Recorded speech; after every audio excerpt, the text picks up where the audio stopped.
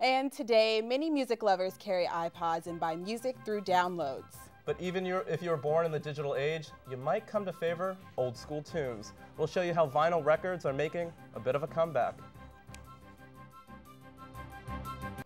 CDs and digital downloads rule the music industry today, but record players dominated the 20th century until the late 80s. Vinyl records may seem like a footnote in history, but to some consumers, they're alive and well. Marco Lamano shows us how we can get our groove back. In this fully decorated room, Matthew Houlihan spends much of his time. He likes the song Blackbird, performed by the Beatles on their White Album, but sometimes he'd rather listen to the Beatles perform the song and not him. So he'll put the song on, not on his computer, not from a CD, but on his record player.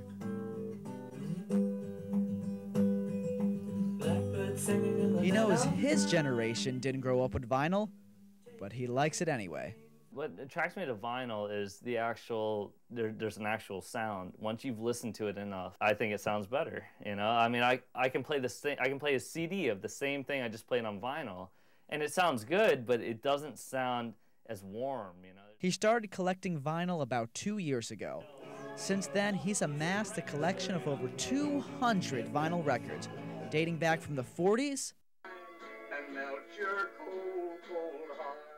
some as recently as 2008.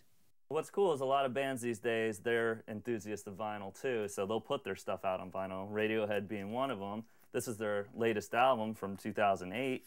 You can hear this in rainbows on an old-time player. It's kind of cool.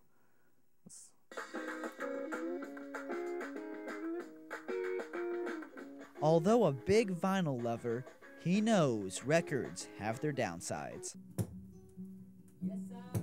One of the disadvantages to owning vinyls is that if they're old or not taken care of very well, you start to hear those pops in the music that should not be there. But Matt isn't too worried about that.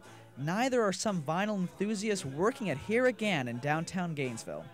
Robert Velasquez says he owns dozens of vinyl albums and doesn't think they're going anywhere anytime soon. It's not just your dad's like old Dylan records or Led Zeppelin records. Now it's like the Flaming Lips. Now it's new artists putting out everything pretty much every week, every month. His manager feels the same way.